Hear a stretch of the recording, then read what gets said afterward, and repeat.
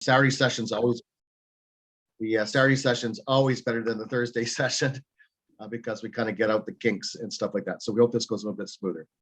What we found is that our presentations are full of information. And if you have to ask a question on a slide that you just don't understand, please feel free to put your hand up. But we really encourage you to save your questions till the end of the presentation. It really does disrupt the presentation flow. Having said that, if you're confused, other people are going to be confused as well. And we want to make sure it's very clear, at least as clear as mud anyways. So it's important that this is one of those criteria that is required for you to apply for a district grant and a global grant. And we have a lot of things to share with you that way. And we're going to quickly go through, 3 of us are going to present today. A quick question, if I may. Will there be some sort of file, printed material, JPEG or whatever that we can go back to and refer to later on? Yes. So Peter is saving and recording the session. The presentations are going to be put on the website. And are you sending out individual, Peter, as well, or are we just putting it on the website? I'm posting on the website, and then everyone will get a link to that page, and everything, everything will be there. Yeah. Excellent. Okay. But just because you can see it later date, that's just for references purposes. We still require you to come and see our lovely faces. So as a district governor this year, but next year I'll be district foundation chair. So Dale Peterson will be stepping down as district foundation chair. And so I will be your district foundation chair next year. So we're having a turnover there. At the district grant level, Ian Grant is leaving us from a district grant perspective, but he's going to stay on the foundation committee as vice chair. And that's really good because he's got a wealth of information and we need his talent in the toolbox. So got Brian Finley will be taking over the district grant piece. And we have Peter Ackhurst, who will be stepping down as global grant chair. And Bill Hellier from Prince George will be taking on the global grant chair portion of this. What's important to know is that that means that we're in the learning curve and we beg your forgiveness. We will find the information for you. We will help you in every way we can. There are resources we get to go to, but please remember, we're new at this. It usually takes, you know, you get the first year of your 3-year term. The first year is the one that you stand there and say, oh my God, oh my God. And by year 2, year 3, you say, I've got this all figured out, and you hand it off to somebody else. So that's us.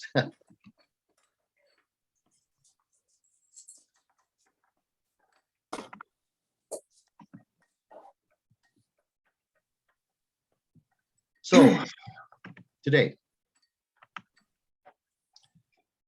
we're going to give you an introduction to grant management sessions. These are there's a lot more information available. You will have to take an e-learning course. You'll find out some of these other criteria. There's other resources within Rotary.org, but we're going to kind of quickly go through this. We're also going to give you some key messages. We're going to give you a kind of an oversight on some sample of some projects that we funded over the last 2, 3, 4, 5 years, both at the district grant level and the global grant level, just to give you an ideas on what we're looking for. Because in the end of the day, we want to make sure that these dollars are maximized and that they provide a maximum input or output to our districts and to our communities. Lauren, could you switch to slideshow? Okay. I do that, and then I won't be able to read my notes, but yeah. Okay. So really some of the key messages that district grants, even though we're asking for these to be submitted as early as possible, are not improved on a first come, first served basis. Just because you've been holding off to stand here and send your next year's district grant in early doesn't necessarily mean that it's going to be approved on a first come, first served basis. And there's a reason for that. We have limited dollars. We want to maximize those distributions. We want to make sure the projects we select have the most maximum impact, both for the district and for the club and for the community at large. Because we have limited dollars, again, we want to make sure that impact is felt. And some projects will stand out over other projects. We want some leading projects, some that we're going to see grow over time and potentially add a way more sustainable value to our communities. We definitely will be, we have funded in the past projects that are international in scope, that are smaller internationally based projects, but understand that if there is more applications coming in from a district grant perspective that have community projects in mind, the purpose of the district grant model is to provide a priority session for district community projects versus global projects. Having said that, we've been very often we don't get our spending plan, which we'll talk about in a second. And we want to make sure that whatever projects are submitted, that we have some type of a review process and a bit of a pecking order. I'm not going to talk about the other stuff here. You see the highlights we're going to cover off in future slides, but I'm just going to keep these top of mind. Priorities will be given to projects that have high participation and high engagement. We want to see people of action. We want people on the ground working their projects. It's not just about handing off a check or developing a partnership with another organization and just giving a check. We want these things to be highly visible. We want people to know this is a Rotary project. We want them to be high impact. And we, of course, would like to see some high visibility and media coverage. And even if it's a picture that can come back to us that we can post on our website. We encourage clubs to collaborate with other clubs within their area or their district, or even multiple districts if we get into the global grant world. And the reason for this is because we know that the larger the project is, the more visible that it is, and that it's more impactful at the local level. Lawrence, We also, yes? Sorry, could you ask everyone to mute? Or could everyone please mute? Yeah, thank you. Sorry. You'll hear about the spending plan and the grant application process by June the 30th. If we don't get the processes in place as soon as possible, as early as to June 30th as possible, it delays the block funding that comes from RI. And so you'll hear that over and over again throughout this talk. All district grant applications must address sustainability. We are not here to stand there and provide multi-year or multi-district grants for the same project. If that's the case, they may get rejected. We've had some very ingenious clubs who basically get a grant for one type of a program and come back 2 years later for the same program. And they believe that if there's any turnover, especially at the things, they actually tried to fit that in as well. And you'll see some grants that we're no longer funding just because they only help one person or two people at a time. We're looking for projects, for grants to stand there and assist a larger share of our community. We follow the four strategic priorities in Rotary's world. So when we look at an application, we're looking at these four quadrants. Does it increase our impact? Is it expanding our reach? Does it enhance participant engagement within the Rotary Club and the community? And does it increase our ability to adapt? These are four fundamentals that are being covered off in the grant application process. To put this in perspective, you can see that we will fund projects at a district grant level on a one-to-one basis, but these projects have to be very highly impactful. They have to have a tangible asset at the end of it. An example is that if you need something like a refrigerator or a piece of equipment that can assist a food bank or a community center or a school breakfast program, and that piece of equipment is absolutely required so that they can provide this over for the 10 or 11, 12, 14, 15 years, then that's the type of stuff we want to make sure we get funded so that we get the greater long-term impact within the community. If you could please try and find a way to put a measurable outcome. We always want to know that these projects are being used and that there is an expected outcome. If we can get any type of a measurement to do that, that would be greatly appreciated. And we no longer do scholarships just because a lot of clubs have been applying on a regular basis for scholarships because it's like free money in their world. We want to expand our reach. And so we definitely want to see some projects, especially the higher impactful ones, have project signage, Rotary project signage. If you can get any type of media coverage, or you actually partner and leverage these investments that you're doing with other organizations, these are the types of projects that we think will be more impactful and be more larger scale and will help your community be more successful. We invite Rotarians and non-Rotarians to come and work on these projects because we know that if you invite non-Rotarians, sometimes they see what we do and they want to join us. And so we think that's a good way to expand our reach. And if you're doing anything in a global grant basis, where partnering with other countries is absolutely essential. To enhance participant engagement, we know this is engagement factor within Rotary clubs this last 2 years has been very challenging. And so if you can get a district project, a community-based project, and it's more of a hands-on project, and we'll show you a couple pictures in a second, they will start to re-engage your club. And often when members lead these projects, they become more passionate and more responsive of being a Rotarian. The ability to adapt talks about the fact that you are using a group of people to think. and maybe even have a group of 3 or 4 people that are in charge of managing this project and being able to adapt to the circumstances. And we also know that the environment is a new focus area for us in Rotary. This is a busy diagram, but it shows you that there's lots of different ways to give to the Rotary Foundation. And the fact is that some of these funds are restricted funds. They don't come back into this district for district grants, or in the case of global grants for that purpose. If you want to make a donation to polio, please do. It's a very important project. It's a very important partnership that we have. It's one of our leading projects. But every dollar that goes to end polio now is strictly used for polio plus related programs. If you're going to give money to the Rotary Foundation and you want to allocate it to areas of focus or peace centers, that's your prerogative. But that dollars will be restricted funds, and they will not be share program funds, and they will go directly to the cause of the reason for your donation. The only donations that count towards the district grants and for the global grant model are dollars that have been committed to the annual fund program share program. If you don't use the annual fund share program, those dollars again will be restricted funds, and they will not be able to be available to the district and to our clubs within the district for district grants or global grants and matching grants for world funds. Now, because of the high demand in Rotary, and because there's more demand for dollars, they have decided that they need to cover some of their operating expenses. And so now for every dollar that is given to the annual fund share program, operating expense of 5% is taken off the front end for operating expenses. And our operating expenses from an RI perspective is very low, but as you can imagine, interest rates are very, very low. And so because of that, they've had to instigate this 5% reduction into the annual fund share program. After that, those dollars are then allocated equally on 50% that will be coming back to our district designated funds, and 50% will be put into the World Fund.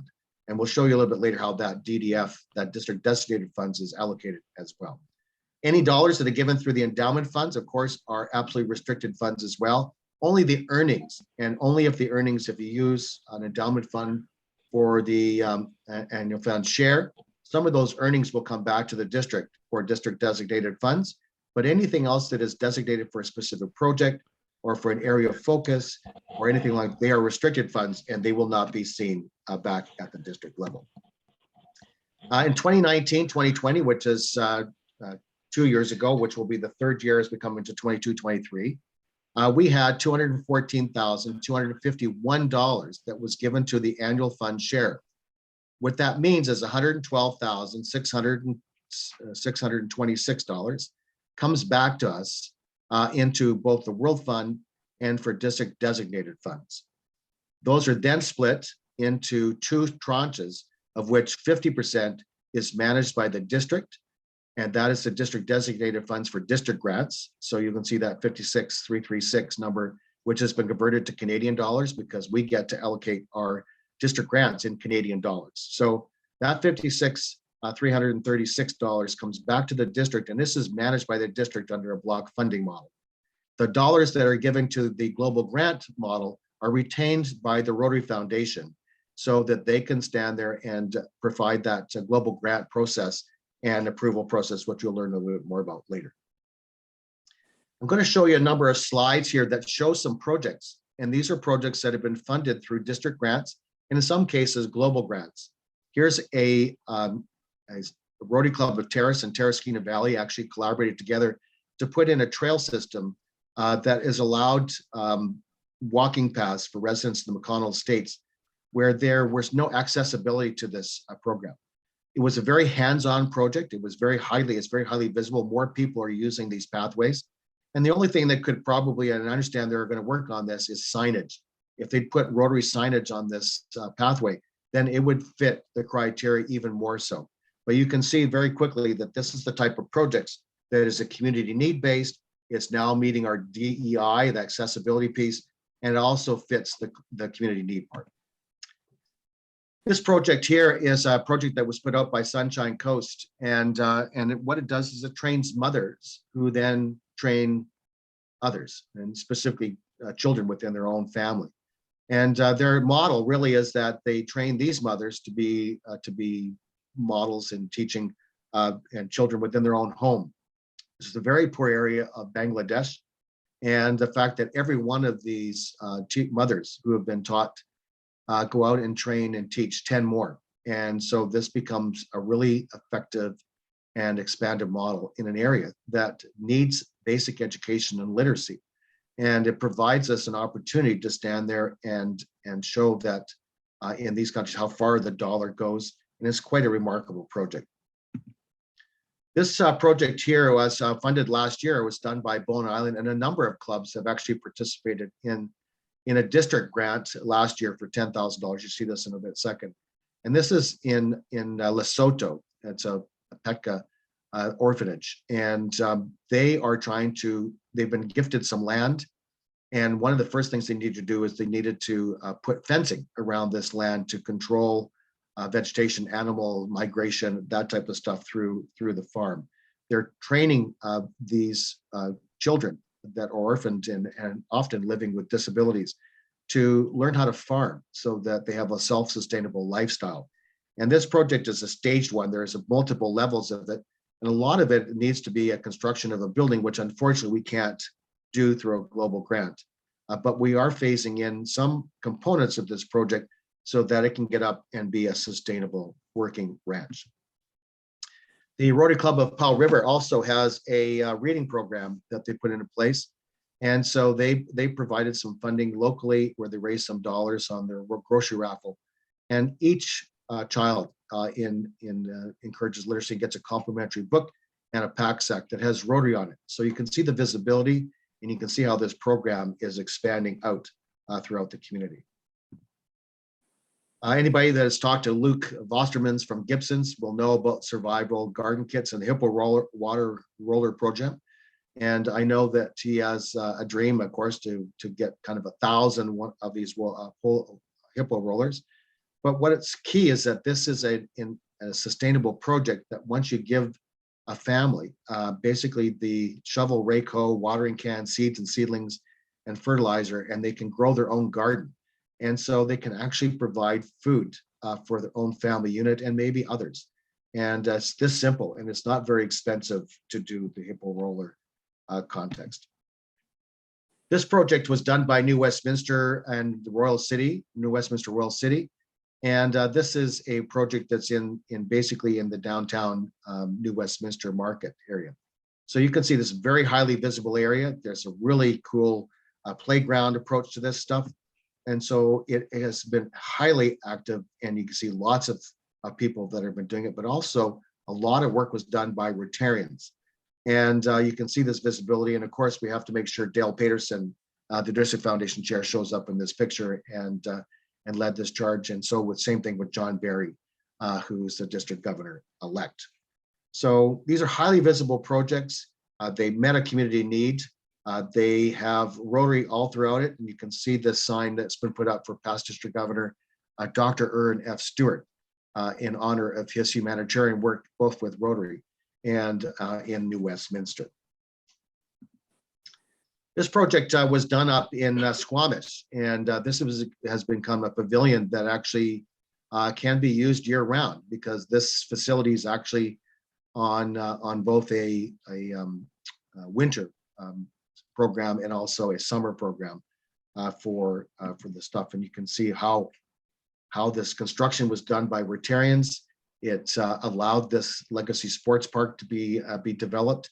It's now being used, as you can see, in the summertime for some winter sports training and summer sports training. And it's just another one of those pavilion things that leaves a legacy, and it showcases what Rotary actually does. This is Peter Ackhurst, who did a project with a fellow in Uganda. This fellow actually was on a group study exchange, and I had the pleasure of meeting him as well. And so he had taken over, they had gotten a hold of some land that wasn't arable for the purposes of irrigation and for agriculture, but it could be used for planting trees. And so they started a tree planting thing so that they can start to increase their environment. And from that, it's actually grown into a much bigger project. But see the visibility on what has been donated by RI and many Rotary clubs within District 5040. And this is exactly the type of signage that says, here's a global grant. It was participated by many clubs within our district, but it also has led to other types of opportunities and alternatives.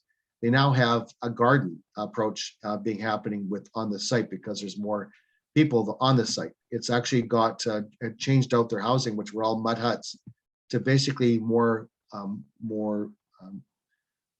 normal housing, I guess, in our context, but housing that is more sustainable.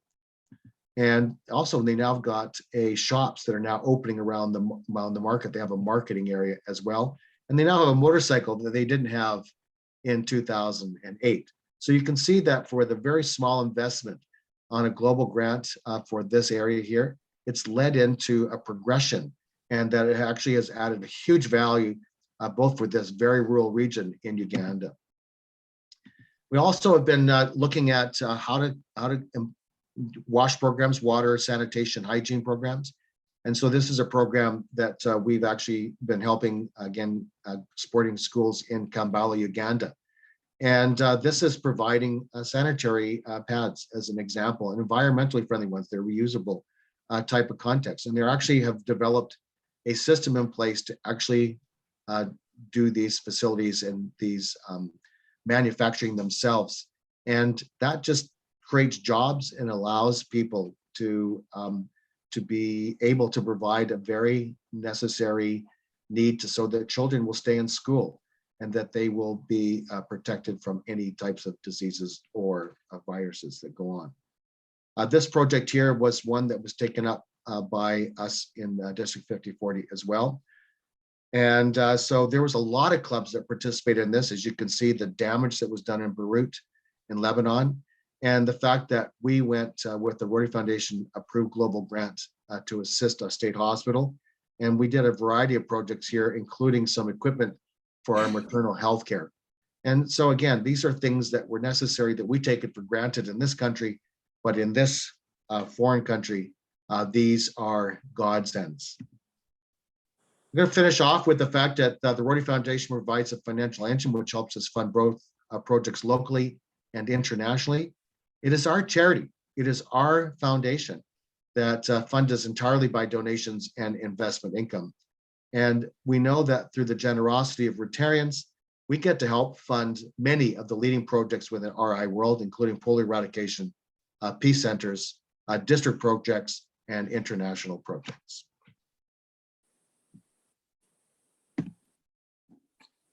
So I'm going to stop to share and see if there's any questions. Anybody have any observations, questions? I know Magdalene's, yeah, Magdalene. I understand that we do not fund buildings, but right, your constructioning of the building or. Okay, so Magdalene, on the district grant basis, we can fund some construction projects. So we can fund things. We remember that the district grant goes up to $10,000. So you're not going to construct a building, but we can construct things with the district grant. Okay, thank you. And Magdalene's got a great couple stories too on maternal health care with China and with South Africa. And I just, they're very heartwarming. So thank you, Magdalene, in that regard. Vicki. Yeah, just clarification. When you spoke about the annual share fund, like, are there different I understand about the parts that go to polio and other designated programs, but is the annual fund, like, are there different pots in the annual fund, and one of them is the share and there's other ones too, or is it? Okay. Yeah, so there's several ways to give to the annual fund program. You can select a World Fund contribution and be part of the annual fund, but it's not annual fund share. You can give an area of focus, and there is a couple of Rotarians, not just one. We got 4 or 5 that have given to their specialty area, whether it's maternal health care or water. And if they give it to that cause, it's strictly restricted to those areas of focus, and that's handled by the Rotary Foundation at the global grant fund level. Okay. There, right now, a good example, Vicki, is the Disaster Response Fund. for Ukraine and for any disaster response fund is also restricted funds. They're only used for disaster response. They don't come back to the district in the case of the share. And so this year, as an example, our district actually has just topped $91,000 US. That won't come back to this district in 3 years time frame. But frankly, we're doing it for the right reason, right? Humanitarian reasons and giving to people that need us more than ever before. Right. Okay. Thank you. Okay. Any other questions? Thank you for those. Appreciate that. And I thank you for waiting till the end. It did make a big difference. Lauren? Yeah. Jay. I know that the Gates Foundation contributes $2 for every $1 that is put in. Maybe if you could just elaborate as to where the Gates funds actually are distributed within our overall package of different funds that we have. So the Bill and Melinda Gates have been very generous with this. They've actually donated over $1.2 billion over 12 years. So they give us $100 million. It's a matching program. Rotary has to come up with 50 million of that. And the last couple of years have been a struggle because we've been in the 34, 35. We've been able to top it up with some other funds. So, but they do match on a 2-to-1 basis, Jay, and it's in the polio category under that vaccination program. We also are using in the Polio Plus, there is in many of the 30 monitoring stations we use around the world, they're also providing other forms of healthcare, including youthful vaccination programs. We take it for granted in Canada, but they do fund some of those as well. In fact, the Bill and Melinda Gates Foundation has been working on a global grant project, a large-scale project to reduce malaria cases in Mozambique, but they're all restricted funds. They're outside any of the district designated fund methodologies. They are strictly a flow through from them to us to some type of an international project. Jeremy. Yeah, so Magdalene had asked just about not being able to fund building. What's the thought process behind that? I know you'd kind of mentioned it wouldn't be enough money to do it, but if clubs raised enough and then got a district grant for 10 grand towards the overall budget of a project, I was just trying to understand. Sure. So Jeremy, you'll see a little bit later on the global grant presentation, but Rotary doesn't fund construction projects in the global grant scenario. And the reason they don't is, remember, the construction standards change from country to country, and the legal liability that goes along with those construction projects will be the issue for us. So anyways, that's kind of why. But the district grants, we can actually apply for some construction, but as you know, it's restricted to up to $10,000. So you saw one of those pavilions that was done by Squamish. It was a district grant. Okay, if no more questions, I'm going to hand it over to Brian Finley, who's going to go through the district grant process. So Brian, take it away.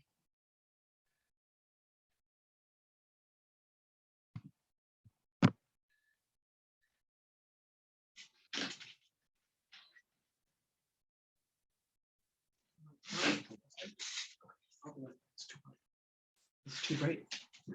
Brian, you're muted. Thank you very much. Sorry, what I was saying is that probably some of you recognize me as the former polio chair of the district, where I kept on pounding on your door asking for donations to polio. So I've now taken over the chair of the district grants. That starts at the 1st of July, as Lauren said. I'm taking over from Ian Grant, who has been very, very supportive in helping me learn about the process. Ian is staying on with us for a while. He will finish off all the outstanding grants, I hope, and I will be responsible for all the new grants that come in for the for 2022-2023 year.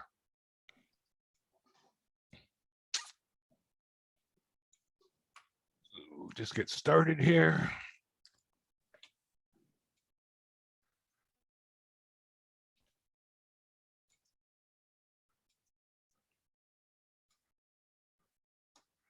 Okay, the agenda for today will be about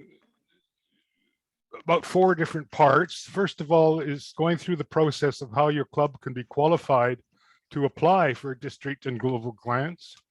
Then I will talk a bit about your projects, your club projects, and how the district grants can be used to support those.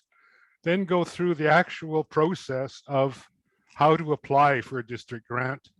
And finally, I'll wrap up with what happens after all the grants have been submitted and the timelines that we're going to try to follow over the next year or so.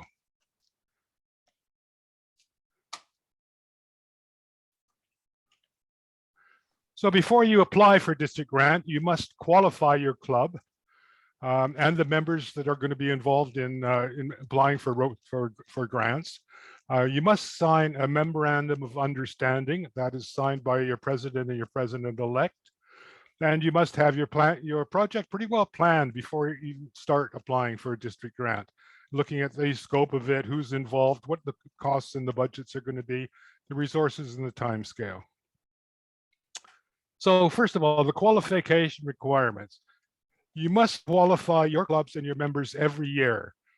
So that's an ongoing process that must be done every year, as I said.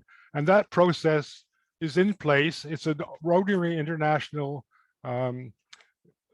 Rotary Foundation requirement that clubs and members have to be qualified. And the process that I'm talking about now will qualify your clubs not just for district grants, but also for global grants. So going through this process will give you the opportunity then to apply for either type of grant. So to qualify, there's basically 3 things you need to do. So at least one member of your club must participate in the District 5040 Grants Seminar. That's this one. So if you stay around to the end, you will all be qualified. And at least one other member must take the Grants Management Seminar that's on the Learning Center on My Rotary. That's quite a long course. It's about 3 hours long, covers a lot of things about global grants, but because the qualification also qualifies you for global grants, you've still got to go through that process. And finally, the president and the president-elect must sign the Memorandum of Understanding. So a little bit about the grant management seminar that sits on the e-learning center in My Rotary. As I said, the full one is 10 courses, takes about 3 hours, that seminar.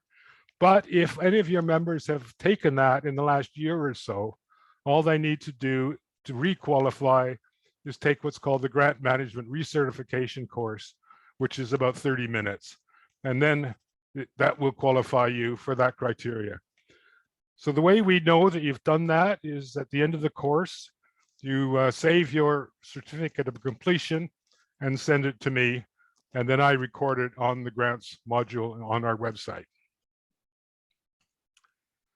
The Memorandum of Understanding, it's actually a very important document, and it's a legal document. It's an agreement between the club and the district, and acknowledges that the club will undertake the measures and the controls to ensure that the grant funds in the project are properly managed and implemented. So you've got to have a good financial plan. You must keep a record of all the financial transactions.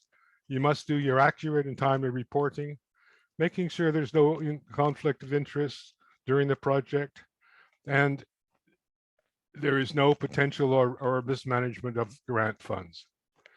And the Rotary Foundation and the District Grants Committee also reserve the right to audit clubs or projects if there's any concern about how they're proceeding. At the district level, we maintain a record of all the qualified clubs. So once you've got those 3 criteria, attendant members trained on one of the 2 courses and the Memorandum of Understanding, you are now qualified. So you can see from this chart, I hope you can see it, that some clubs are qualified and some aren't. 100 Mile House, for instance, these are last year, didn't sign the Memorandum of Understanding, but didn't train any members. So they weren't able to apply.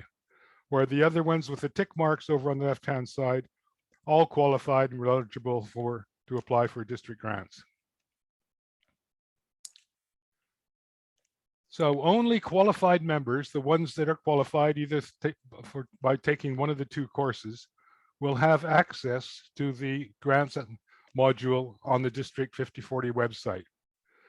And members who take those courses, this session or the one on the Learning Center, will have access rights until the end of June next year, 2023. There is a wealth of documentation available on the district website. These two manuals will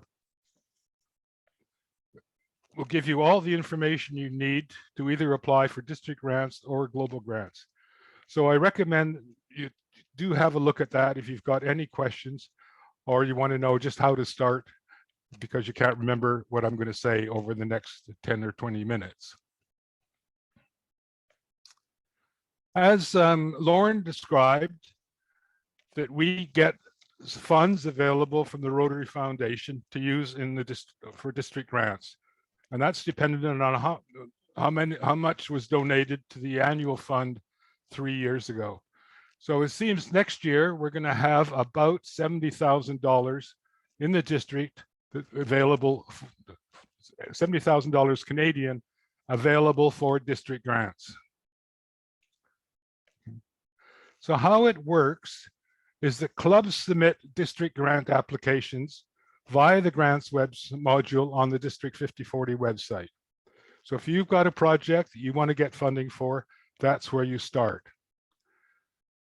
Then as those applications come in for the project from the various clubs, we monitor that and keep track of what how much of the funds are actually being requested. When we reach about 80% of the funds that we've got available, we can then package those up and which forms a spending plan, and we send that off to the Rotary Foundation. They look at it, approve it, and then send back to us a sum of money to cover all those fund applications, and that is called a block grant when it comes back. So it's only when we've got approval through the district grant committee here and the Rotary Foundation, and they send us the money, that we can give it to the clubs for their projects. The thing that's different about district grants from global grants is that district grants are pretty much administered by the District Foundation Committee here in District 5040. And generally, the guidelines are a little bit more flexible than they are for global grants. And when you start hearing about global grants, there's some pretty rigorous controls that are put in place for global grants.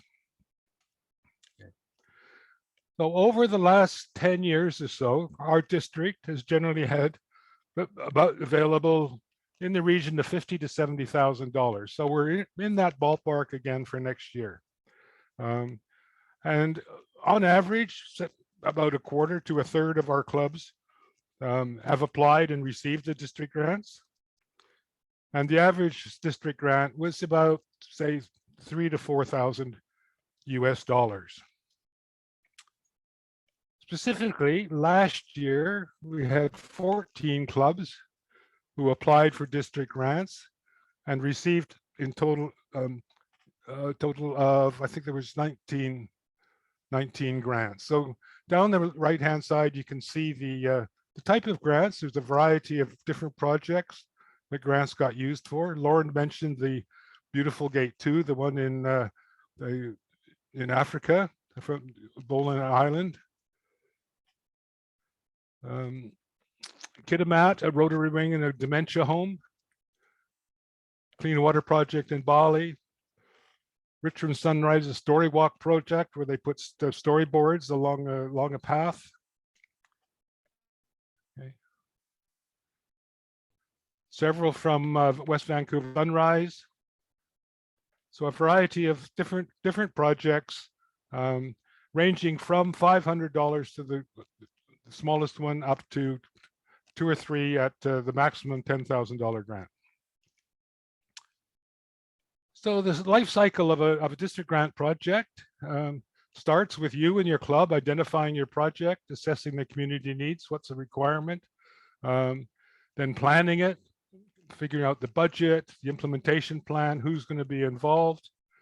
At that point, you apply for a district grant, and you cannot then start the district grant until it is approved and we get the funding from the Rotary Foundation and you get it back again. So if approved and we receive the funding, you can begin your project. And as the project proceeds, you update the project information during the implementation. And then finally, when the project's finished, you complete a final report and you celebrate and then go on to the next project. As Lauren mentioned, a successful grant project meets the community needs. You've had a look, and it's not just what you want to do, but it's what the community needs and will support. They are sustainable. It's going to last for a little while. Please involve your club members and a partner in these projects, have an implementation plan, and look after the money. As Lauren mentioned, this was a recent change last year, and we're carrying on with it. For those clubs that create a tangible asset, are sustainable and clearly identified as a Rotary project, and involve active participation by Rotarians, your funds, the club will donate will be matched 1-to-1 by the district. So if you've got a $10,000 project, you're putting up $5,000, the district will match it by $5,000. So the max, but again, the maximum that the district will apply is $10,000. For other district grant applications, where they're seen more as a contribution or a donation to another organization, the district will match it 50 cents on the dollar. And another important thing, scholarships will no longer be supported. So again, just to emphasize, the maximum district grant is $10,000. These are all Canadian funds. And the minimum grant is now raised from $500 to $1,000. And we've done that for next year just to make those projects that are being done to have more impact in the communities where the project takes place. So what we're really saying is we want more of the things, the projects that look like the ones on the left-hand side of your screen, where we can see that a construction's taking place. This was actually building a pavilion in a youth center, where you can see there's 3 of those people are all wearing Rotary shirts. There's a couple of people, employees that work in the youth center, also helping out. It's going to be sustainable. It's going to last for a long time, and it's very obviously a Rotary project. And perhaps less of these type of projects where it's just writing a check and giving it to somebody else to implement. There might be very, very worthwhile projects, very, very worthwhile organizations, but perhaps not the bulk of the district fund grants are going to go in that direction. So now I'm going to go into how you are going to apply for a district grant. It must be done online in the grants module on the District 5040 website. And only members who are qualified can apply for and manage a district grant. So it's the people that are sitting here in this seminar or the ones that go take the e-learning course on My Rotary. If your clubs submit more than 1 grant request in the year, you must rank them. So if you've got 2 or 3 projects going, which is good, and you want funding for them all, you must rank them. And we'll have to use that ranking when we determine who gets how much money. Projects should not start, you must remember this, until your application is approved and funds are received from the Rotary Foundation. When it's approved and we've got the funds, you'll get 50% of your grant application to start the project. When it is finished and you write your final report, you will get the remaining 50%. So the club must finance 50% of the grant for the duration of the project. We've done it this way to make sure that projects get finished and the report actually gets written. We've had cases in the past where a project's gone on and on and on, and it's never actually been completed, although the grant funds have all been used. The other important document is for each project, you must submit a club authorization form. This is signed by the club president and identifies the people who are going to be involved in the project and take responsibility for it. This is just to make sure that the club and the board, your board of directors, is aware that you've applied for a district grant. Okay, what are the mechanics now of actually starting a district grant? If you go onto the website, the District 5040 website, I'm sure all of you have done this. You've got to log in. So you log into the district website and you click on the member area. And then you get this member screen up on the top left-hand corner. You'll see grants. You click on grants. It takes you to the grant screen. So the first thing you do is you submit a grant request. It's the first step. And at this point, all the information you have to do to put in is the project name, a short description, the location, and a budget. Then you save it, and that goes and it notifies us at the district level that you've put in a request for a grant. We have a quick look at it and say, this looks okay. And we'll send you a message back saying, right, this looks okay. You can start adding more information now and fill out the rest of the form. So step 2 is to go back to the grants module. And you up at the top now, instead of submitting a grant request, you go to My Club. You go up here to My Club Grants, and there'll be that new one and any others in this section down here. So you click on that. Then you can start filling out the rest of the information on the form, on the site. The description, the assessment, the community assessment, sustainability, and any organizations or partners you're using in this particular grant, the implementation plan. And it's got a place now where you start putting in the budget, all the expenses you're going to incur and where the funding is going to come from. Every item on your expenses and every income, if the club is going to put in some cash, partner is going to put in some cash, you're going to get donations for somewhere, just all the income and how you're going to fund the project. We use Canadian dollars, so you've got to make sure that all your funds items in the budget are expressed in Canadian dollars. So when you add a budget item, you may, if you're doing an international project, get your estimates from a local contractor, which will be in the local currency. You can use this to convert that into Canadian dollars.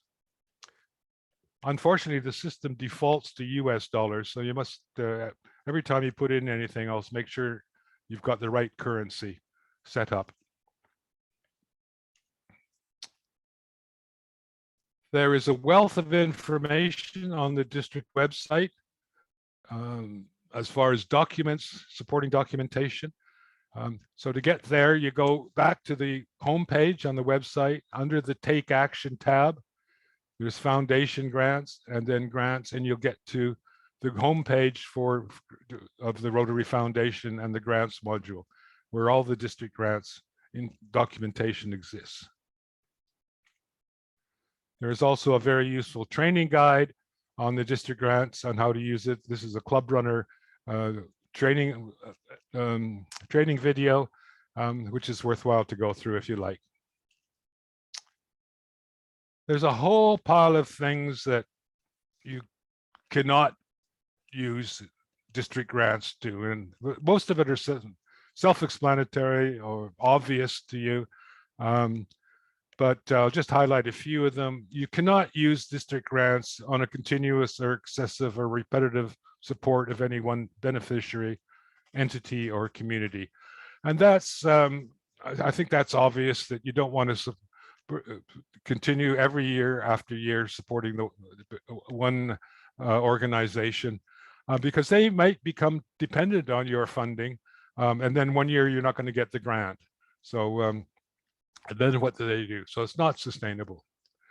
As we said, the purchase of land or buildings, you can't purchase those assets. You can't use the district grants for RILA or for scholarships. And that we encourage signage, project signage, and identify it as a Rotary project, but let's be careful and not go overboard. And generally up to $1,000 is probably a good ballpark for the signage and the promotion of the Rotary. As your projects are put onto the website, we continuously review them, and they are processed in the order they received. But because you're first does not say you're going to get a grant, because we evaluate them all at the same time at the end to determine which ones are going to get funding and which ones may not. Okay. A lot of criteria that we use, and Lauren mentioned some of them. First of all, obviously, does the project meet all the guidelines? Has this club been contributing to the Rotary Foundation and the annual fund in the last 3 years? If you've got multiple applications, you must rank them 1, 2, 3. Do you have any outstanding projects? There's no final report on the system, so you're still running with some projects. Perhaps not a good idea to start another one until you finish that one. What's the impact and sustainability? And what have you received a grant in the past year? Perhaps somebody else who has contributed to the district foundation but has never applied for the Rotary Foundation has never applied for a grant, maybe their turn next. So all these things, they're all subjective, but they're all part of our review process.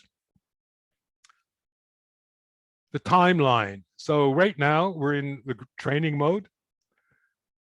And as soon as this is over, you can start applying for district grants, but you must have your Memorandum of Understanding completed and returned to me before you can do that.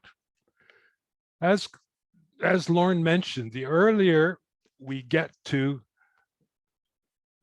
these applications in and we get to the 80% mark of the funds available, the sooner we can get the money, give the money to you, and you can start your project. There's no point in hanging off until October, November, December to say, oh, we'd like to do a district grant.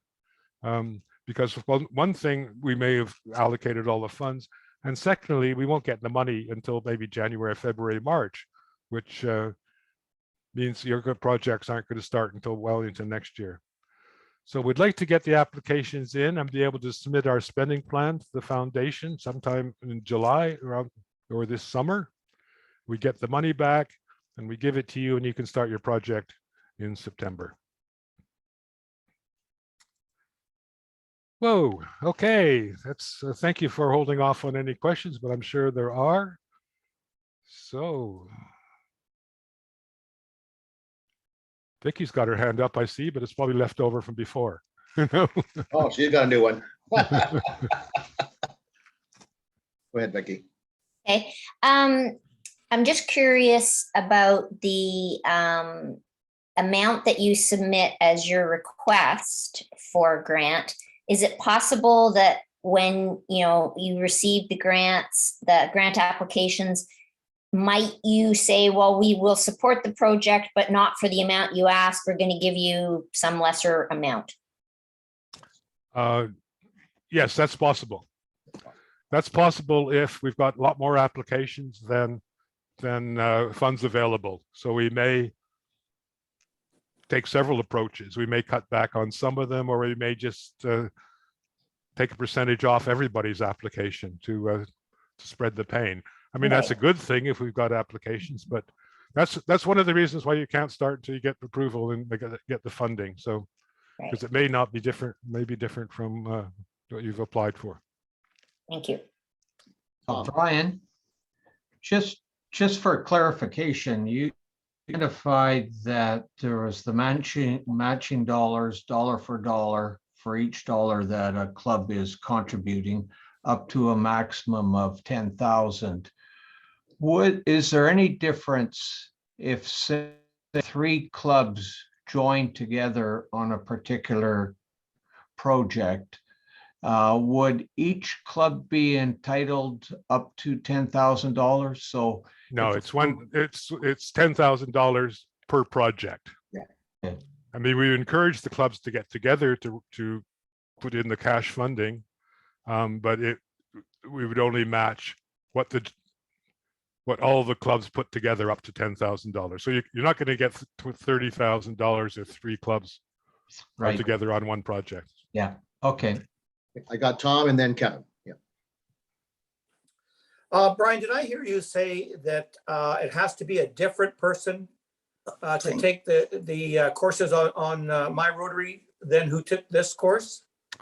If you've got multiple people taking this course, one of them would have to take the learning course on My Rotary. So if you've only got 2 qualified people, one will have to be on this course and one would have to do on the e-learning course. But if you only had one, you can't get qualified. That's correct. You have to have at least 2 different people. One doing this course and one doing the e-learning course. Thank you. Kevin and then Adam. Hey, Brian, you highlighted or you showed all those criteria for evaluation by the committee. Are those in the guide, in the district foundation, sorry, the district grant guide? Or yes, they are. They are, okay. They are, yeah. And is that list of qualified clubs that you showed too, something that's updated and available to see on the 5040 site? You won't see it. It's updated, obviously, as clubs get qualified, but you will know as soon as your club is qualified, because, well, 2 things. You won't be able to, but the qualified members, when they go in, they can't access and log into the grant module until the club is qualified. Right. Okay, thanks. We've got Adam and then Jeremy. Okay, maybe a simple question, maybe not. I mean, as I understand it, the funds are available for, I won't say concrete things because that could include buildings, but I mean for real things. Does it include travel expenses? A district grant typically won't include travel expenses. Okay. Now, if the club includes travel expenses, is that allowable? I mean, my understanding was that this is each member's contribution on their own part. I think, Ian, can you help me here? You won't be matched for those, but they can be part of the project.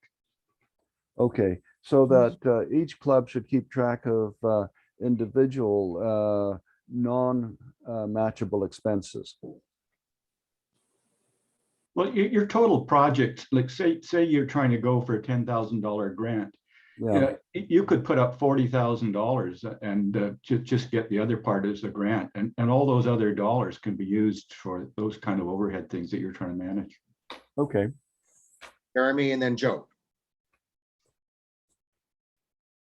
I saw that in some years the district funds weren't fully used. I'm assuming because there weren't enough people applying for them. Do they carry over to future years, or do they go back to Rotary International? They will carry over to the following year. No, Ian? No. Not the ones for district grants. Oh, okay. We have to return those funds back to the foundation, and then they become part of our DDF, but not for district grants. Part of the global. Joe Magdalene. Okay, so my question is about the qualifications. I was the one who wrote the grant that Kitimat has received. Had I not decided today to attend this because I had been told there were 2 other Rotarians from our club going to attend either today or the past one on Thursday, I would not have known that I would not have access to that grant that I wrote had I not requalified under my own name. Is that correct? Joe, you would have had access until the end of June this year. Right, But next year, unless you were requalified, you would not have had access. okay, so that's news to me. So I'm kind of going, thank goodness I'm online because I'm the one that wrote the Amen. grant and got the ball rolling, and then to pass it on to somebody else who doesn't even know about it would be a little bit of a shock, I think. But Correct. I'm glad I know that. So I'll report that out to our club so that they know for next year if we have a grant going. And Joe, that's why we have you qualify every year. Yeah, because That's why I'm here every year. Yeah, right. Magdalene, Trevor. Okay, my question is it possible to apply for one project locally, a district grant, and then a global grant? Yes, there's no reason why you cannot do that. Yes. Oh, good. Thank you. Yes. I like that. Thank you. Yeah. Okay. Trevor and then Vicky. Yeah, thank you. I just have a simple question. I'm a little confused on the timeline. It sounds like it might be up to 3 months before we would see the funds. It could be longer than that, Trevor. It all depends on how fast we get the applications in, because we have about $60,000 available for district grants. So we have to reach a threshold of 80% of that, which is almost like 48,000, if I might, that's right. So we have to have $48,000 before we can send what's called the spending plan to the Rotary Foundation. They have a quick look at it and approve it. And normally they do that quite quickly. They'll send us the money. So it all depends on how many applications we get and how fast we get them. And last year we were very successful, Trevor. We had the money in our jeans relatively quickly. The year before, I don't think we saw it until January or February. So it does. That's why we really do push the grant application process. Please, please, please get it in as early as possible. Vicky. Okay, well, now I have two questions because following on that and about the timing. So like if you're working, there's a project that's happening in your community and you want to contribute to it.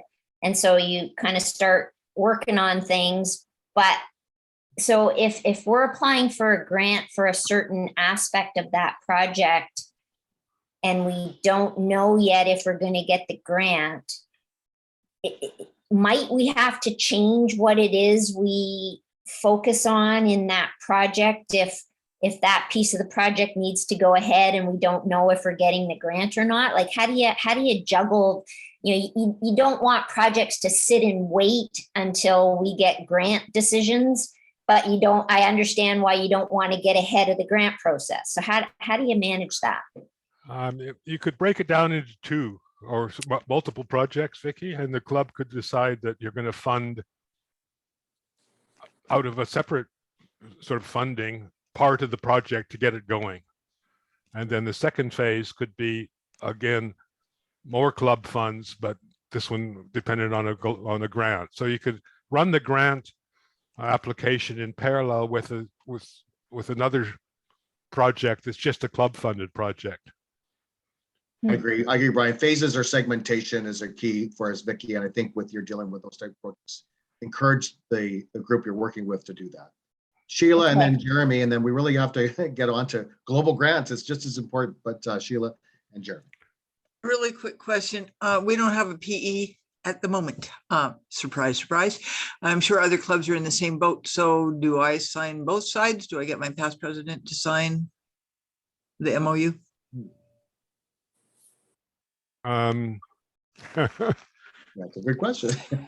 And currently I'm president and next year I'm president. So I'm both president and president-elect for this 2021-22 year. And I think we'd have to you have a foundation chair? A foundation chair? Or- Yep, I have a foundation chair. Yeah, What I think in your situation, a foundation chair would work. Yeah. What- Yeah, what- Ian? What we've asked for is have one of the other executive of the club sign. Okay. So, like the secretary or treasurer, somebody has. Mike was Mike was the other one who took the training, so that would make sense too. Thanks. Ian. Another board member would do, Sheila. Okay. Jeremy, and I'm hoping Vicky, we'll have to close it off then. So Jeremy. Can't hear you. Yeah, sorry. What happens when a project's overfunded? So if the club is, let's say we've reached out to the community and said, donate directly to this project. And I believe this happened with our club, but I don't actually know what we had to do with those funds.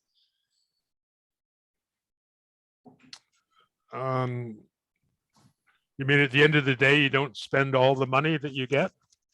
Like, so with, I think you showed a picture of it, that little tugboat play park. The Stewart family donated quite a significant amount of money to that project directly, and they designated it to that project when they were donating through Rotary's website.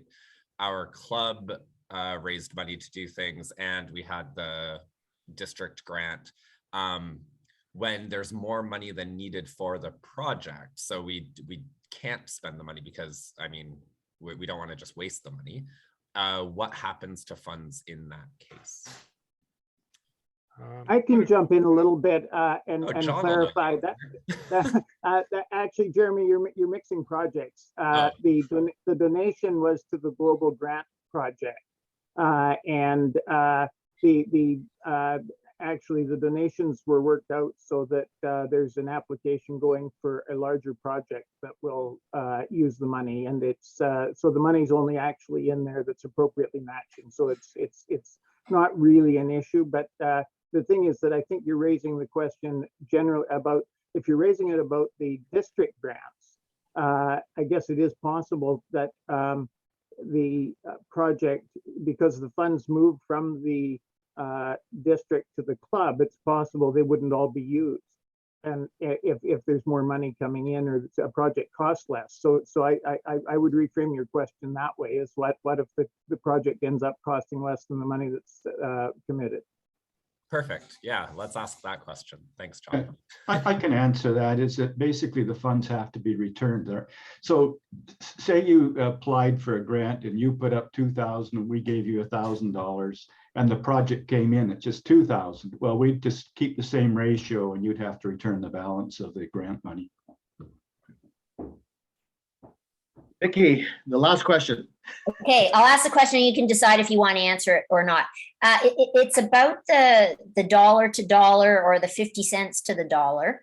And I guess in particular, the part about if it's clearly a Rotary project. And I guess the nuance I'm wondering about is, if it's a project that you're working with another community organization that's going to, continue operating that program or that facility or whatever. But if it's a Rotary project to get that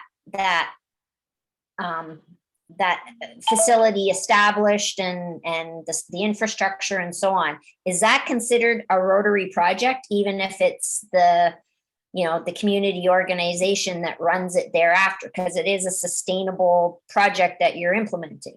I would answer absolutely yes in the case. No, what we've got, we have a very, very high hurdle rate for that 1-to-1. And it is meant to be projects where the club has active participation, physical active participation, and so on. And it is seen as a truly unique Rotary project.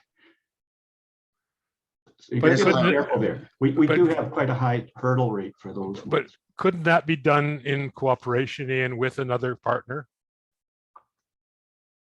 Well, we'll have to talk about that at the committee and decide how we want to deal with that. But we haven't so much. Usually with the other partner though, Brian, you're getting away from a one-to-one match because the partner's got some skin in the game as well. That's right. Yeah. I think that's really what you have to kind of think about. So ultimately it's intent and we're not, I mean, we're very creative.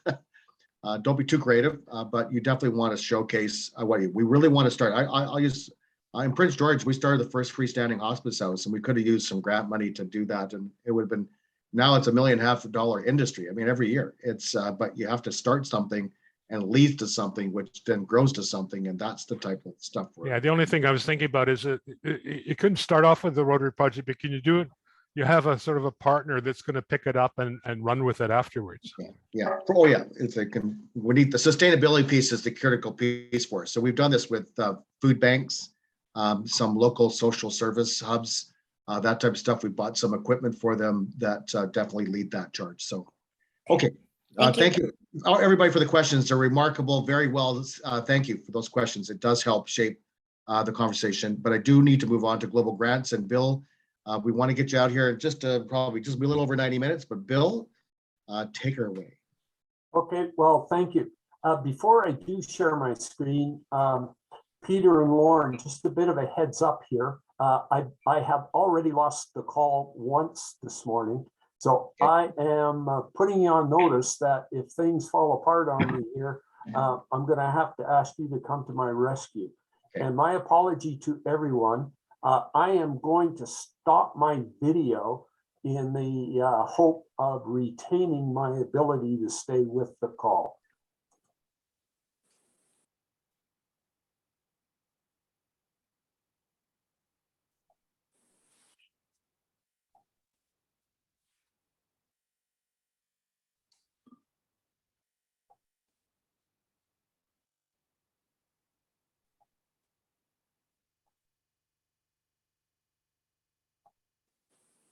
Okay, I hope that everyone can see the screen here now. I am going to be talking about global grants. And when you think of global grants, if you want to do a greater amount of good for a greater amount of people in association with any one of the what district government consider to be the 7 wonders of Rotary, any one of the areas of focus of the Rotary Foundation. So here's a little bit of a snapshot of the agenda, but before I get into that, I'd like to explain that really what I'm going to be doing is giving you a high-level 30,000-foot view of global grants. Please consider it more to be an introduction.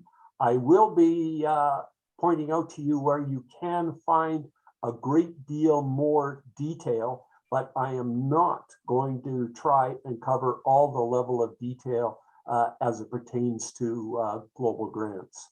That first item on the agenda, encourage foundation donations.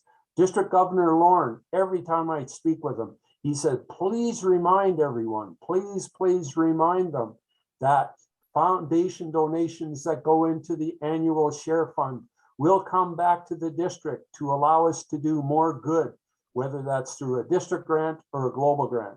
So, Lauren, I fulfilled that request. Now, moving on to global grants. I'm going to speak about some of the fundamentals, the guiding principles, and the basic requirements of a global grant. We'll talk about administration. The administration of global grants is quite a bit different than that you have heard about district grants. We're going to talk about funding sources, how you can accumulate funds to enable a global grant project. I'll also touch on resources. And when I say resources, this is the information that is available to you to help you understand what it is that a global grant requires and how the process of applying and implementing a global grant will work. And we'll also chat briefly about a project life cycle that fundamentally leads from the initial understanding of a project concept through its development, its approval, its implementation, and finally its conclusion. So some of the guiding principles, as I mentioned, this global grant projects, they have a larger minimum, a minimum $30,000 US budget. These are intended to do bigger things typically than what you would find at a district grant level.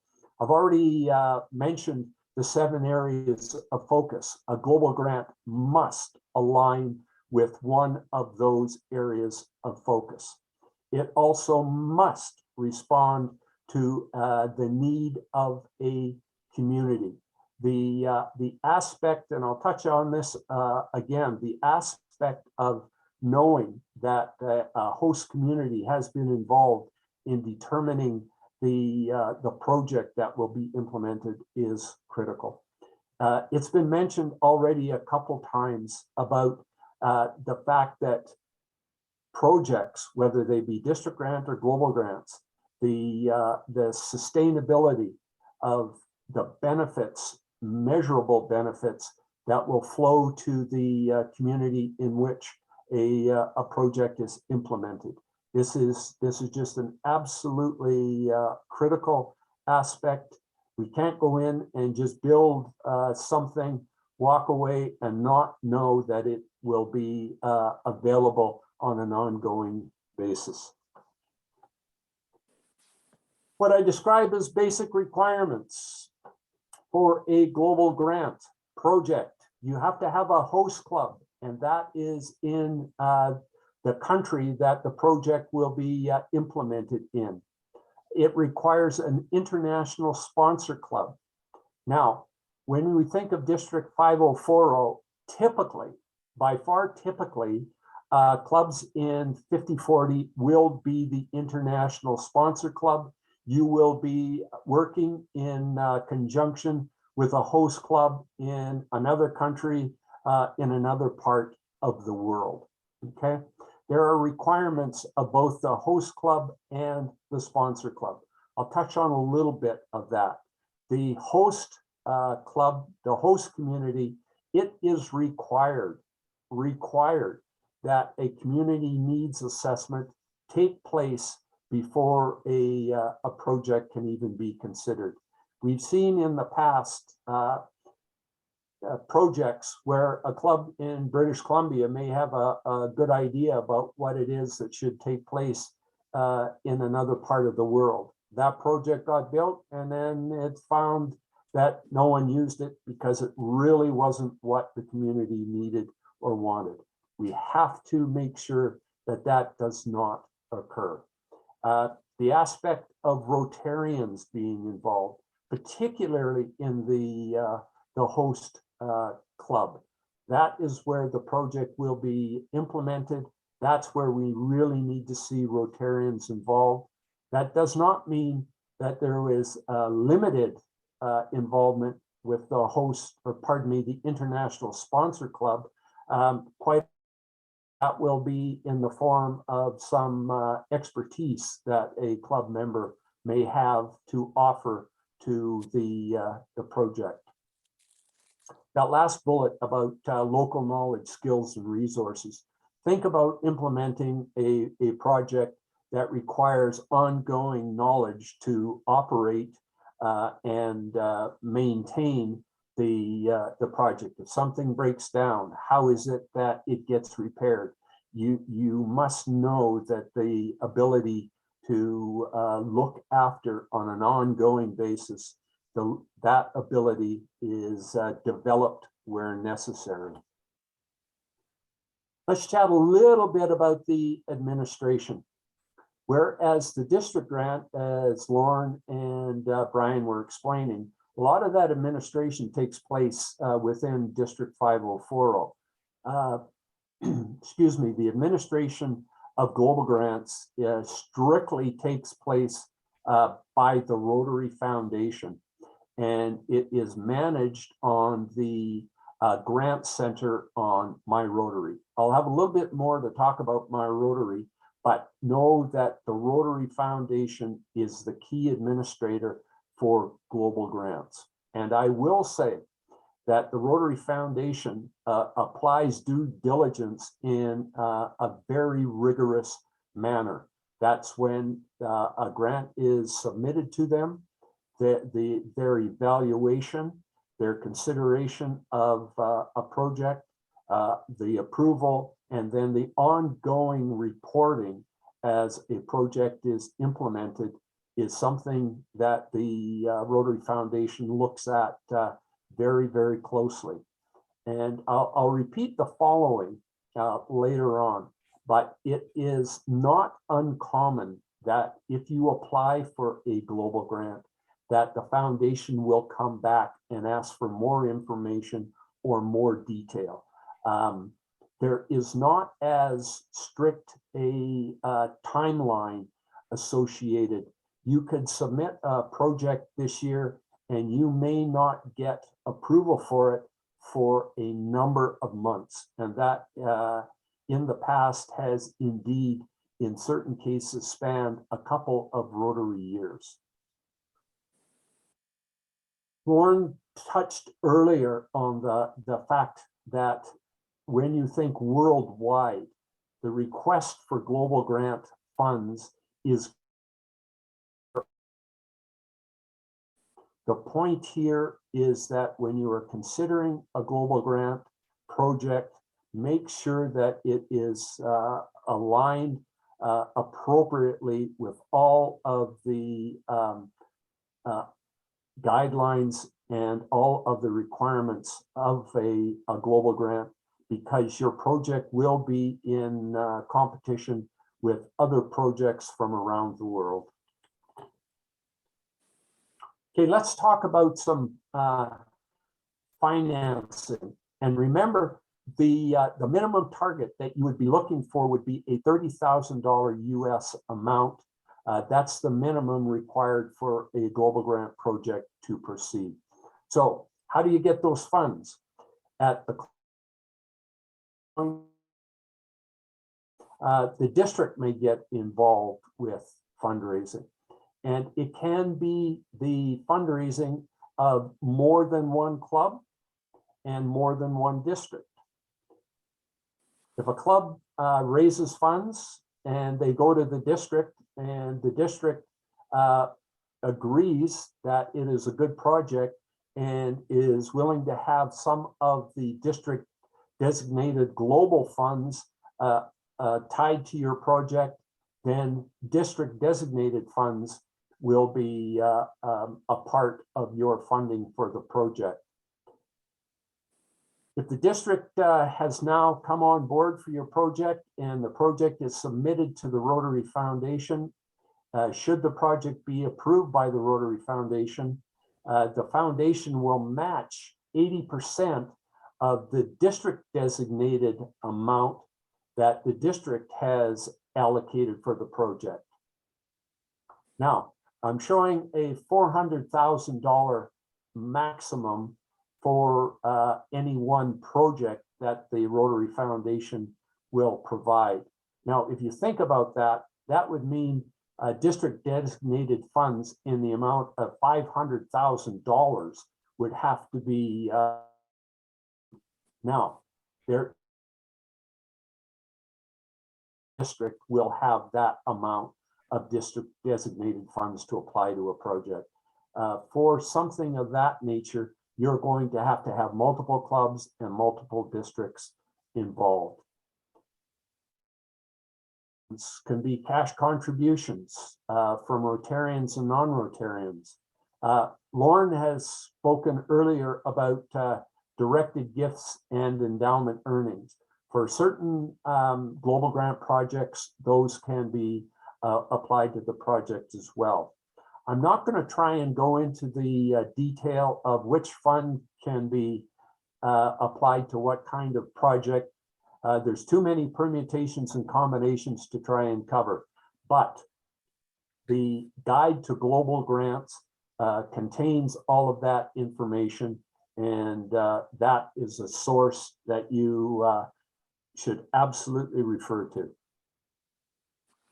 I'm going to give an example, more or less a standard example that is very typical to reach that minimum $30,000 required for a global grant project. Say that your club has done some fundraising for a given project, and you raise that $10,715. And then you review your project with your club board, and the club board agrees. And then you go to the district foundation committee, and the district foundation committee says, yep, we really like that project. We're willing to reserve for designated a one-to-one match. So now you've got an additional $10,715. And now you project to the Rotary Foundation, and lo and behold, they agree to and they approve it. So they're going to match 80% of those district designated funds, or 80% of 10,715. You total it all up, and now you've got your $30,000 and can proceed with the project. I'll note that the district 5040 will match for a given project up to a maximum of $20,000 US for a project. So if you think about that for just a half a second, say your club saves up or fundraises 20,000 US, and the district offers up an additional $20,000 US in district designated funds, and the Rotary Foundation provides 80% of that, or $16,000. Tally it all up, now you've got $56,000. So your initial $20,000 could grow to $56,000 and let you embark on a significant project. There was a question earlier about the ultimate kind of distribution of funds and what happens with them. Whereas the district grant funds, there is that block grant of money that actually flows to the district for distribution by the district, actually retained by and at the Rotary Foundation.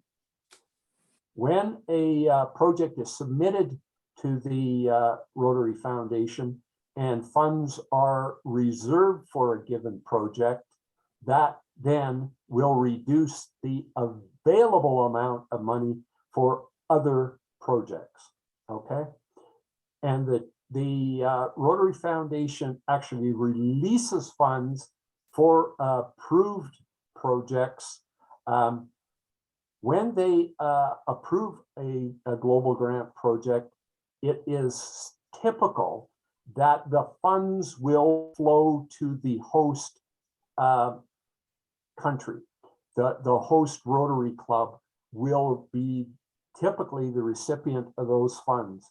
And if a 5040 club is the sponsor, the international sponsor club, you will not actually receive those funds.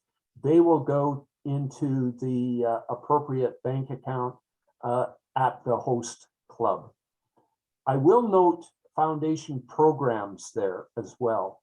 The truth is that in some years, the available global grant district designated fund is not allocated or reserved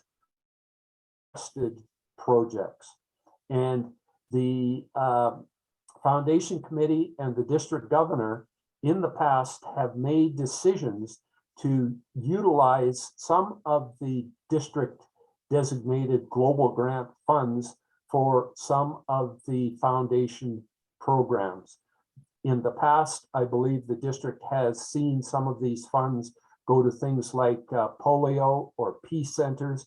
And indeed, in this current year, some of these global funds are going to the Ukrainian Disaster Relief Fund. If after funds are allocated to projects and programs, there is some funding left over, it will roll following year. With the proviso, though, that you cannot do that indefinitely, Funds can only be rolled over for 5 years. The intent is that if there are funds available, the Rotary Foundation wants to see them put to good use. So let's think about applying for a project. My advice to everyone is to make sure that you understand the requirements and the process that will be followed. Everything that is needed to apply for and prepare for a project is available on My Rotary. That's My Rotary on rotary.org. Now, I'm making the assumption that everyone on the call has a My Rotary account and will know how to find the Global Grants section on My Rotary. If that is not the case, at the end of the presentation, contact information. I can help you get a My Rotary account so that you're able to find all of this information. So back to getting yourself prepared. I would suggest that must reads are a guide to global grants, terms and conditions for Rotary Foundation district and global grants, and educate yourself on the use of the Grant Center. Brian covered the online process for district grants. Global grants are covered by the Grant Center on My Rotary. It's a different platform, and it is something that you need to know how to use and become familiar with it. I'll also draw your attention that on My Rotary, there are a number of other printed documents that are available there for reference. Just about every issue that can be encountered with a global grant project has had a document prepared. So if you've got a specific question, I'm almost certain that your answer is waiting for you.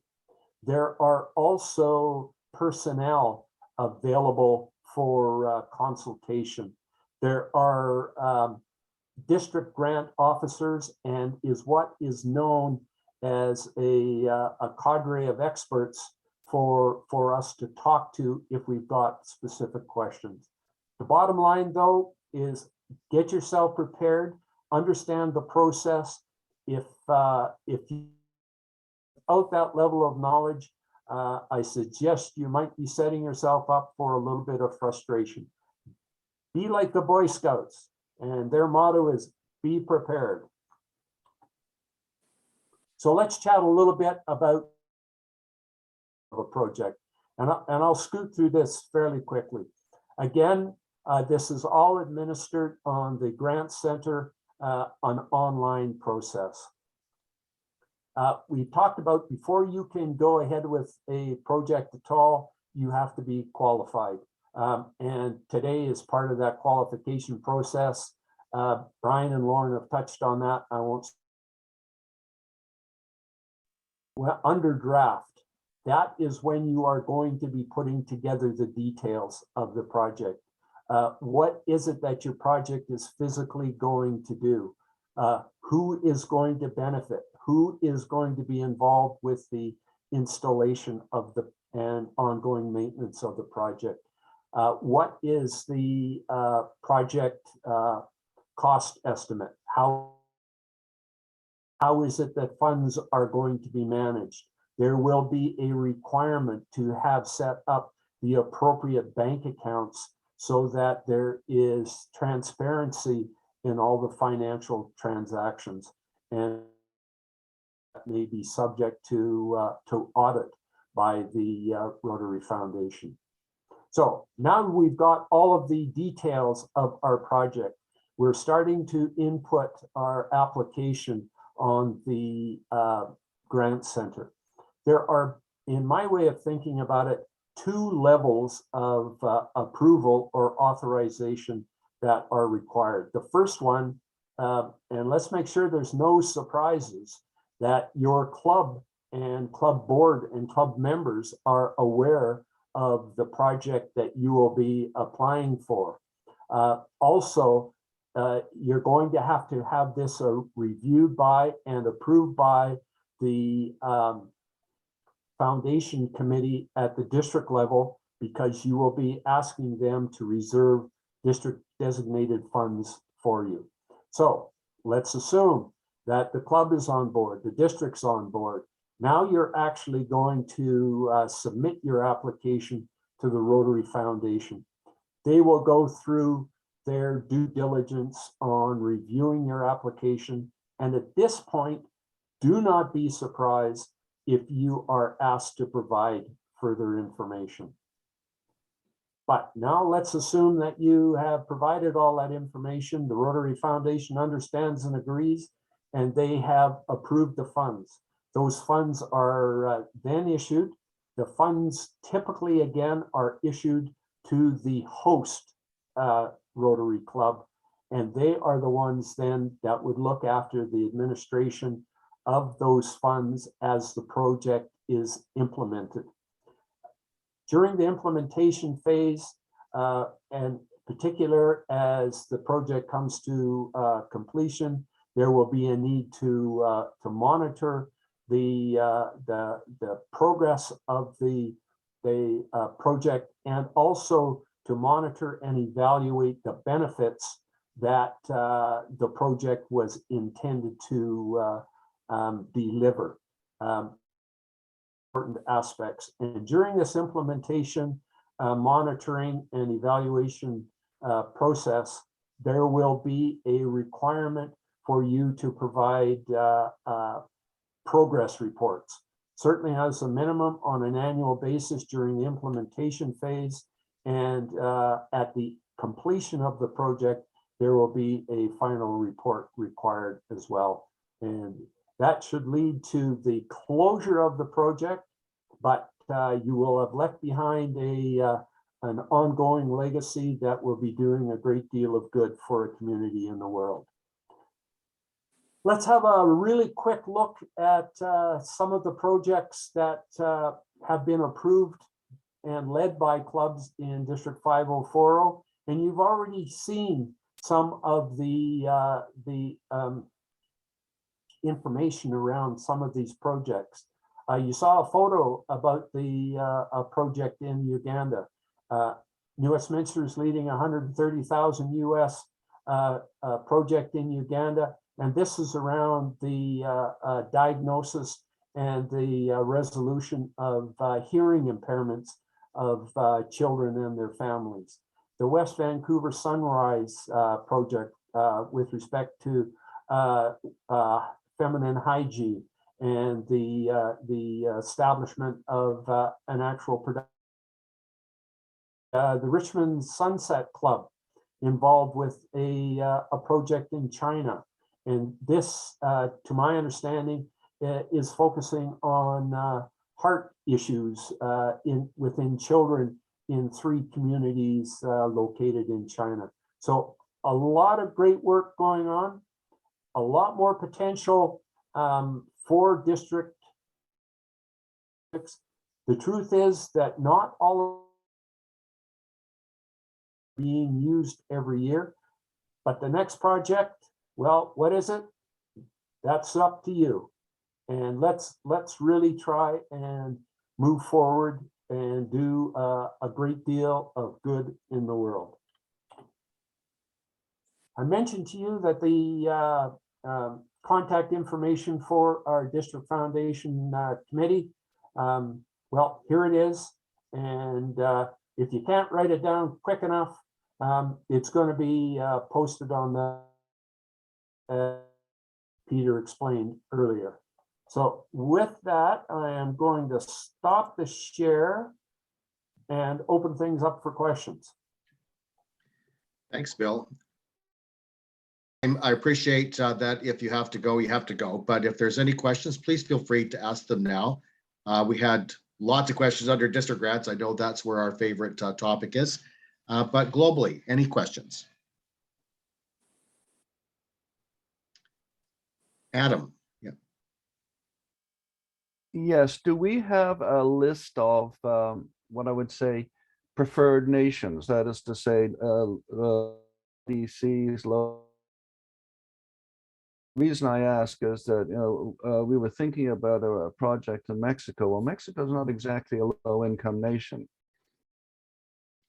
You know what, we've never been selective. I mean, ultimately, we have 200 countries that have Rotary clubs within them, and this is a Rotary club to Rotary club type of funding. And so it really comes down to what your passion. We have lots of clubs who have started up little amigo funds or little project funds or school funds.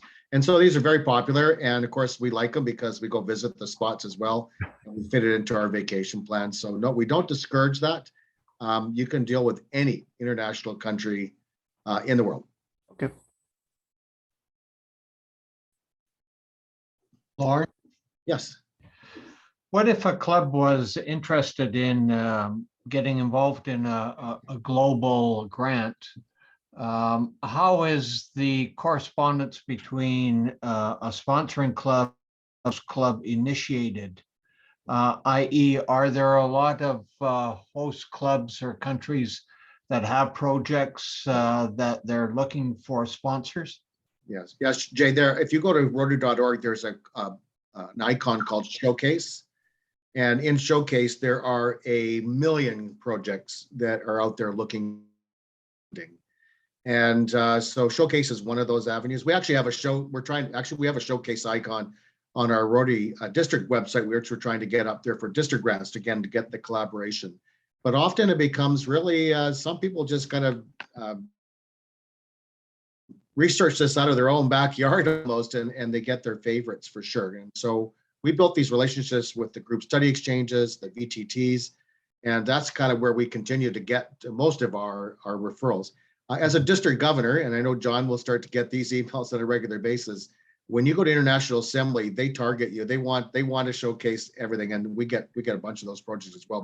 But Showcase on Rotary.org is the best place to look up. Lauren, there's also, or Jay, there's also project fairs in several countries. And Yes. If you just Google Rotary project fairs, you'll find, I know there's an East African project fair that runs, and that's to showcase projects that those countries or districts want to do, and they're looking for help. And Adam, this is actually where you can build in some travel dollars into the global grant project to get there.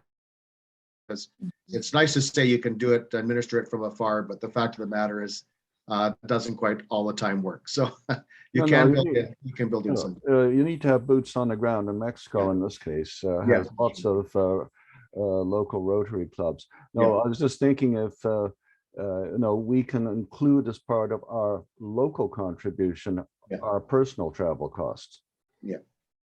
Yeah, I believe it can be part of the budget, and it depends how you want to do it. It's how the club wants to manage those dollars, and that has to fit the RI guidelines. So just make sure you follow. Okay, sure. Yeah, just to augment that, if you go to the District 5040 website under the grants, the link that was shown earlier, there is a link there to global projects and people looking for money as well. Yeah. So you can get it right from our website.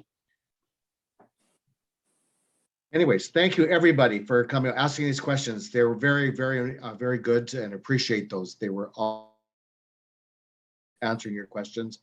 If you have anything lingering, please feel free to contact any one of us. We're here for you. We want to support you guys in your dreams and your visions, and that's our job. Peter. Just a final note again, in a day or so, there will be a link on the grants landing page, which will take you to all these recordings and PowerPoints and so forth.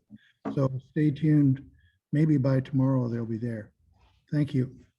Okay. And the last thing I'm going to say today, as of today, we've set a new record in the annual program fund donations this year.